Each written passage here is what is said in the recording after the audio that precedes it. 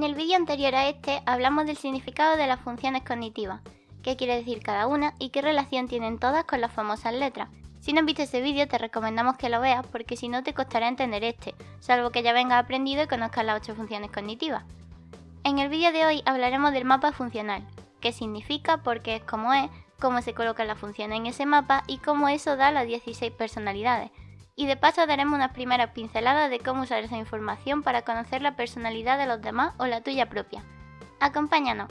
Cada una de las 16 personalidades utilizará solo 4 funciones, pese a que existen 8 y todos podemos usar las 8 porque las personas somos seres complejos.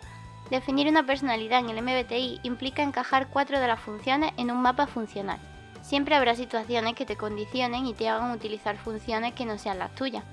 En un conflicto entre amigos, por ejemplo, un T y un F tienen tendencia a resolverlo de maneras diferentes, pero no siempre un T será tan estricto con las soluciones lógicas, y a veces entenderá que tiene que priorizar la empatía si la situación lo requiere. Y lo mismo los F, tal vez prefieran utilizar soluciones algo más duras sacrificando dicha empatía si ven que las razones son más urgentes en ese caso. Pero cuando no estamos tan condicionados por el ambiente, tenemos claras tendencias hacia unas funciones concretas, las que nos salen de manera más natural. Y ahora vamos a montar el mapa. Norda se encargará de la explicación. Como casi se ha dicho, el mapa de funciones está compuesto por 4 en total. Vamos a ver qué significan en primer lugar. Función dominante. Es la función de las 8 que más nos suele definir, o bien de una forma muy clara, o bien siendo una base para el resto de las funciones. Si esta función es extrovertida, S, N, F o T, será la que principalmente mostremos al mundo. Si es introvertida, Si, Ni, Fi o Ti, tal vez será más difícil de percibir para los demás, pero será una base crucial en nuestra forma de ser. Función auxiliar. Imprescindible jugadora en equipo con la dominante. Si la dominante es de percepción, N o S, entonces la auxiliar será de decisión, T o F, y viceversa. Además, si tu función dominante es introvertida, la auxiliar será extrovertida y viceversa. Es un complemento muy necesario ya que se apoyan muy bien entre sí. Un ejemplo de trabajo en equipo entre dominante y auxiliar sería un ni dominante que tiene toda clase de ideas conceptuales y planes en su cabeza. Tal vez no consigue darles un significado concreto hasta que no utiliza un T auxiliar, donde pone en el mundo exterior todos los pensamientos y los ordena para ver cómo suenan. Al revés pasa igual, un ne dominante podría estar diciendo muchas cosas sueltas y encontrando mucha información, pero no será hasta que llegue el ti auxiliar que consiga pensar en ello y trabajarlo en su cabeza. Cuando hablemos de cada personalidad por individual, veremos todas estas posibles combinaciones. En algunas ocasiones, la función auxiliar parece mucho más representativa para una personalidad incluso que la función dominante, y que al final el mapa se acabe montando así por otros motivos. De esto hablaremos más a fondo en el siguiente vídeo. Sigamos. Función terciaria. Esta función está de apoyo, especialmente es una especie de ayudante de la función auxiliar. Ya que la auxiliar no la dominas tanto como la dominante, se podría decir que necesita más ayuda, y para ello tendrá como cómplice a la terciaria, que siempre será ni más ni menos que la función más opuesta a la auxiliar. Si tu auxiliar es Ne, entonces tu terciaria es Si, ya que lo contrario a la N es la S, y lo contrario a la E es la I. Si tu auxiliar es Ti, entonces tu terciaria es Fe. Por lo tanto, auxiliar y terciaria son opuestas entre ellas, y eso ayuda a que se complementen bastante bien, cosa que funciona por ser secundarias y no ser la dominante. Si por ejemplo un ne auxiliar tiene muchas ideas sueltas y desordenadas, es posible que su función terciaria, que es Si, intervenga para poner todas esas ideas en una libreta, bien puesto todo y ordenado para que no se escapen. Función inferior. Por último tenemos una función de apoyo, algo inmadura y que sale en casos algo extraños. Esta función siempre será la opuesta a la dominante, y aunque la usaremos alguna vez suelta para ciertas situaciones, normalmente suele manifestarse cuando no queremos o no podemos ser nosotros mismos. Esto es una tendencia natural de nuestro ser. No podemos ser nosotros, pues paso a ser lo opuesto a lo que soy. Por ejemplo, si tu dominante es Sí, definido por ser algo más recto, ordenado, concreto y demás, tal vez en ciertas situaciones te transformas en Ne, para huir de ese estilo y pasar a ser algo más espontáneo, desordenado, aleatorio. Pasa lo mismo al revés, si eres un Ne dominante, tal vez en situaciones de emergencia utilices el Sí, en plan, vale, vamos a calmar todo este desorden y vamos a ser concretos y responsables. El problema es que es una función inmadura y torpe, y cuando la usamos puede resultar algo defectuoso en ocasiones. Salvo que seas alguien que ha madurado completamente esa función, pero pocas personas llegan a eso. Aunque algún ejemplo en ficción sí que he visto. Este es el significado de las 4 posiciones de las funciones en el mapa. Ahora vamos a ver cómo combinarlas todas para sacar las 16 personalidades y cómo darles uso. Lo primero de todo, debemos identificar cuál es la función dominante, que puede ser cualquiera de las 8. El resto dependerá totalmente de esta. La auxiliar estará dirigida hacia el lado contrario, E o I. Además, si nuestra dominante es N o S, la auxiliar tendrá que ser T o F y viceversa. La terciaria será la totalmente opuesta a la auxiliar y la inferior será la totalmente opuesta a la dominante. Sencillo, ¿verdad? Vamos a ponerlo en práctica con otros 2 ejemplos, INFP y ESTP. Hemos elegido estas dos porque una es introvertida y comenzará con una función de decisión, mientras que la otra es extrovertida y usará una función de percepción. Además, entre las dos abarcan las 8 funciones. Vamos con INFP. ¿Cuál es su función dominante? Al ver las letras, podemos deducir que solo puede ser ni o fi. Pero si recordáis el vídeo anterior, resulta que ni es una de las funciones j, mientras que fi es una de las funciones p. Por lo tanto, en este caso, la dominante será fi.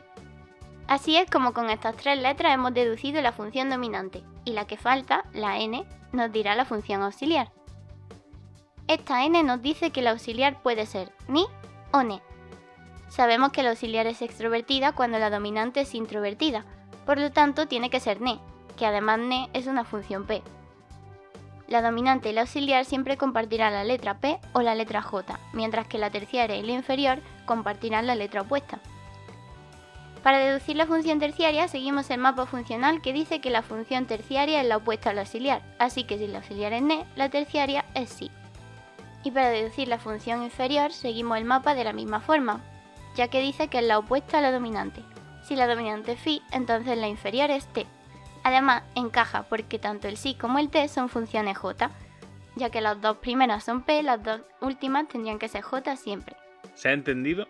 Vamos con STP a ver si esta vez podéis deducirlo vosotros. En este caso se empieza con una función extrovertida. Si quieres puedes pausar el vídeo para ver si lo puedes deducir. Vamos allá. Función dominante.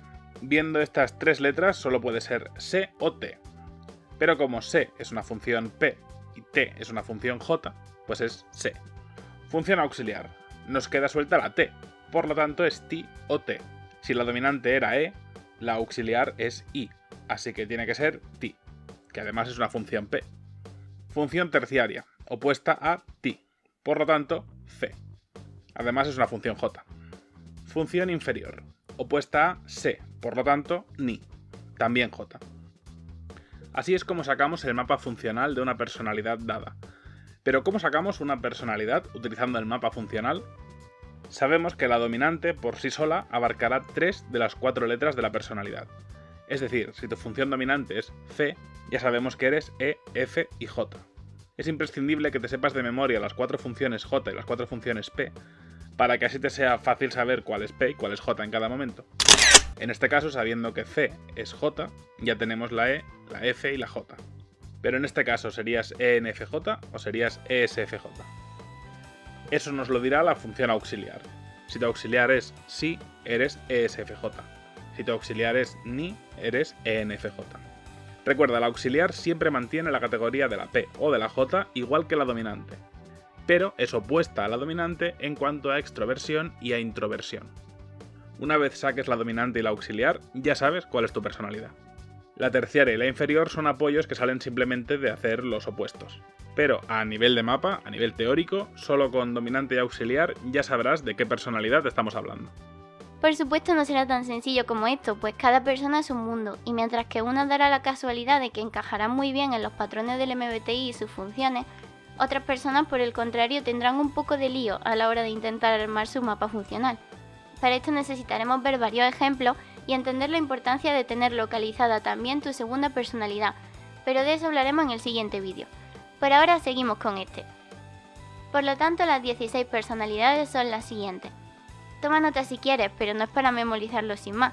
Intenta montar el mapa en tu cabeza sabiendo por qué va cada cosa en cada sitio, porque así te será fácil entender los mapas mentales de cada persona gracias a su personalidad, por qué hacen lo que hacen y toman las decisiones que toman. A veces podemos adivinar por qué una persona es como es, entendiendo cómo van sus funciones, con pensamientos como: ah, claro, se está comunicando conmigo así porque es Ne. Y luego sigues conociendo a esa persona y ves como cuando habla de sus emociones utiliza el FI. Ahí ya empieza a montar el puzzle, mirar a ver si encaja, ver cómo esos patrones en muchos casos se vuelven reiterativos.